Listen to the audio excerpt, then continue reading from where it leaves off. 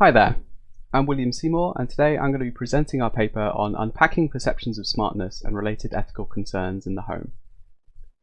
After decades of existence in popular imagination, the promise of the smart home of the future is gradually becoming a reality. But when we consider the smart devices available today, there are very real ethical concerns about the privacy, autonomy, transparency, and social effects of these devices once they're integrated into everyday life. The home environment contains finely balanced social equilibria that technology is apt to disrupt. But when these effects are studied, there's a lot of ambiguity around what smartness actually is. Some papers take it to be self-evident.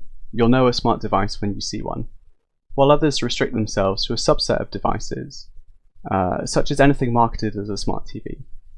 But when being smart is a cause for concern, these approaches can ignore how functionality shared between devices contributes to people's perceptions of smartness and the ethical concerns that occur as a result. These investigations also tend to exist at either a high level, like smart homes in general threatening principles of privacy, or at a low level, like smart meter agents specifically raising concerns about the transparency of energy companies, and this tends to generate insights that can be overly generic or specific. Both specificity and generality have their place. Specificity has a high ecological validity within the context in question, whereas broad ethical principles are useful for informing policy or design initiatives which have to be adaptable to multiple contexts.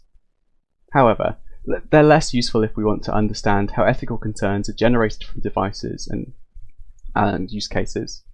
To this end, we examine how end users conceptualize smartness beyond specific devices and contexts, and how these formulations relate to the particular ethical concerns that arise through device usage. We began by running a survey that approached the question of smartness from a number of different angles. We ran the survey with 20 owners of 6 different types of smart device, for a total of 120 participants. 3 researchers independently used thematic analysis to generate initial codes for these responses, which were then combined to produce distinct types of smart functionality that were fed into the interview protocol. As expected, different conceptions of smartness were often mixed together. Sometimes being marketed as smart was enough to make users see their devices as better, but smartness was also framed more neutrally, or even negatively. The survey results made it clear that for certain devices, such as TVs and speakers, there was an obvious capability or feature that users associated with that device being smart. Analysis of the survey results yielded the 8 features seen here that were believed to contribute to device smartness. The interviews explored how these different dimensions of smartness related to users' ethical concerns about devices. We began by establishing a baseline of the amount of experience each participant had with the 6 devices, and then instead of just asking them to respond to the types of smartness individually, we wanted to capture how their concerns operated between devices and contexts. To this end, we created a set of functionality cards that named each type of smartness and gave a brief description. We asked participants to choose the set of cards that they thought best represented the functionality each device had, and these were intended to form a mental scaffolding to help people consider devices and smartness in ways that they hadn't done so before. To go beyond immediate reactions to these devices, we then arranged the cards according to the functionality the devices actually had, and asked participants to respond to 4 smart home vignettes. These were drawn from papers on ethical concerns in smart homes, and participants were asked which devices they would be concerned about in the context of the vignette, and whether adding or removing functionality cards from the devices might alleviate those concerns. The first vignette described a family where parents used smart devices to monitor what their teenage children were doing. The second asked participants to imagine a home where device manufacturers tried to generate as much profit from the inhabitants as possible. The third vignette was concerned with places housing more vulnerable people, such as care homes or assisted living facilities. And the final scenario described a rental situation where smart devices had been installed by the landlord or other tenants.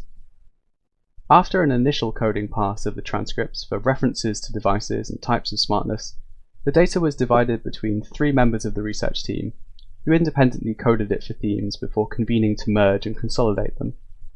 These joint codes were then reapplied to the data to arrive at the final analysis. We recruited 15 participants representing a range of age, gender, and experience with smart devices for interviews that lasted about 30 to 45 minutes. I'm now going to present an overview of the results of 4 of the 6 types of smartness. The full results can be found in the paper, and transcripts are available on the Open Science Framework. Delegation was mainly seen as beneficial when undertaking monitoring activities related to safety and security, such as around household appliances or less able relatives. But where this triggered action in the real world, participants were concerned that poorly informed choices could have a detrimental effect on money or social relationships. In general, delegation was preferred when its mechanisms were well understood and seen as reliable. We often saw that delegation and learning were contrasted with the idea of being in control of devices. Connectedness was seen as being core to the concept of smartness. In fact, often during the interviews, participants would consider which cards they'd remove to alleviate concerns, touch the connected card, and then pause. Interestingly, connectedness was seen as all or nothing, how much data to send outside of the home, rather than a selective process based on who needed different types of information. As might be expected, privacy was a prominent concern when it came to voice control. The idea that devices were always listening made participants uncomfortable. But beyond this, devices waiting for users to say something were felt to have a social presence, like a stranger in the room. Many participants were positive about the possibilities of voice control as an enabling technology, but this was often in the context of other people, rather than themselves. And finally, sensing and responding were often discussed together, and were seen as a risk when they might compromise the privacy of others in the home, potentially undermining relationships.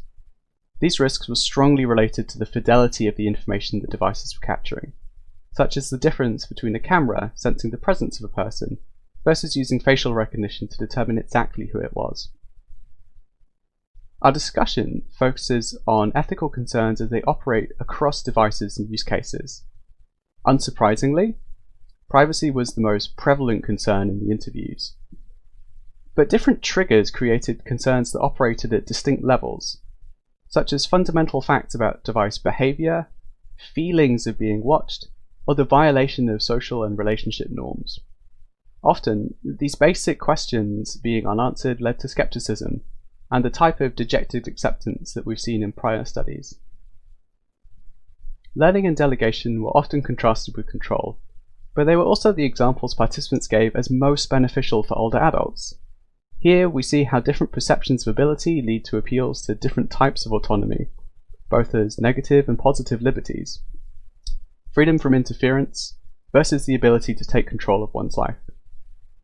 Other concerns, particularly around connectedness and sensing, were focused on the social order of the home, putting strain on household administrators by forcing them to take deliberate action to avoid breaching the trust of their cohabitants.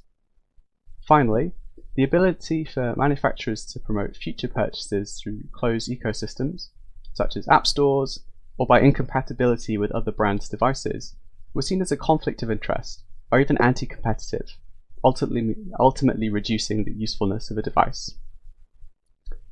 In terms of limitations, while it didn't prevent the emergence of major themes, the exploratory nature of our study meant that our participants represented a relatively small set of independent adults, leading to the erasure of more marginalised views, as evidenced perhaps by the willingness of participants to recommend smart devices for older adults that they wouldn't use themselves. Though we did attempt to mitigate this with vignettes that were applicable to a wide span of social situations and lifestyles. In conclusion, it's often unclear what justifies the smart moniker that many smart home devices have. The results presented here are intended to begin exploring this design space of smartness, with the accounts given by our participants helping to cut through the nebulous use of smart in both the marketing of these devices and in academic research. While understandings of smartness are unlikely to have neat boundaries, by outlining some of these rough edges we aim to help designers better anticipate how other devices and contexts might influence ethical concerns about their own. Thank you very much for listening. If you have any questions, I'll be happy to take them via email.